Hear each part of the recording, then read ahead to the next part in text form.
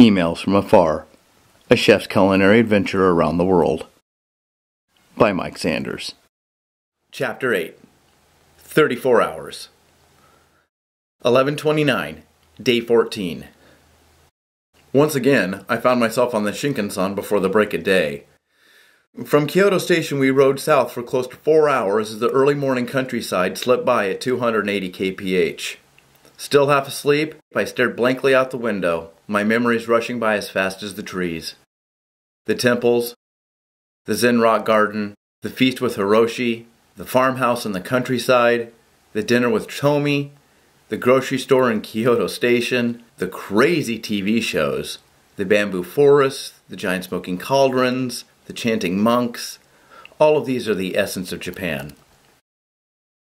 Once we arrived at the southern seaport of Shimonoseki, and after 2 uncomfortable hours of waiting, we boarded the ferry for South Korea. We have a small private room with rattan flooring, a shower, and a TV. We got to watch The Bourne Identity, which was dubbed into Japanese with Korean subtitles, so I have no freaking idea what was going on, but it looked good. The ferry itself looks like a small cruise ship that has parking for about 100 cars on its mid-deck.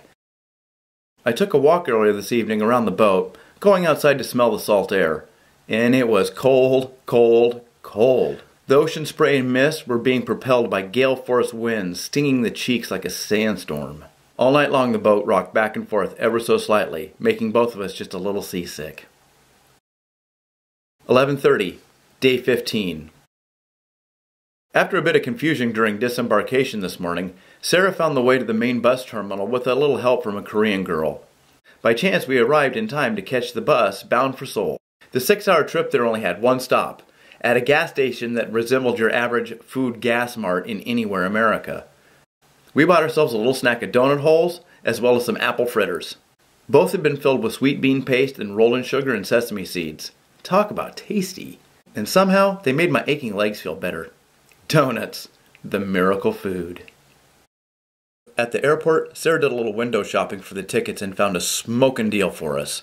She found 2 one-way tickets to Bangkok for $750. Total.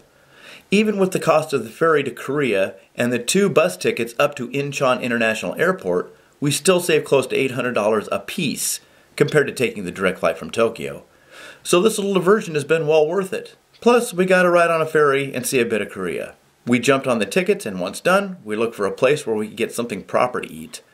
The last meal we've had was dinner with Tomi in Kyoto, 2 nights before we left on the ferry. After walking around the airport for a while, we came across an Italian restaurant with a spaghetti buffet, which sounded good, so we went in. And boy oh boy was it mediocre. Flat and flavorless sauce, undercooked pasta. It was a disgrace to all things Italian. An all-you-can-eat Italian buffet at a Korean airport at 11 p.m. at night should have been my clue, but I didn't pick up on it.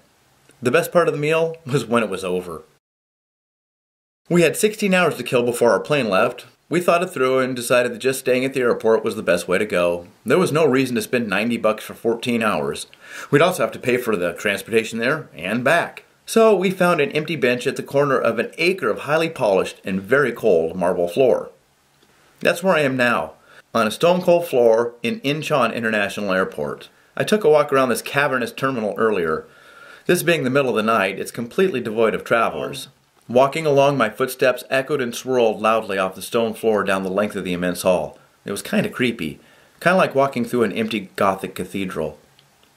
Dispersed randomly and sparsely throughout the entire building were small groups of military men. Some American, some Korean, some had machine pistols slung around their muscle-bound shoulders, and all of them wore scowls. Some were standing around, a small white paper cup filled with coffee in one hand and a cigarette in the other. They would mumble back and forth through their clenched jaws. One would occasionally yawn and shake off the creeping fatigue by stamping his feet or running in place for a few seconds. I must say that we did indeed feel safe, with most of the people in this place being military from one country or another, and or the local police force. It felt more like a badge and uniform convention than an international airport. Well, I need to try to get a little sleep. Thailand, here we come.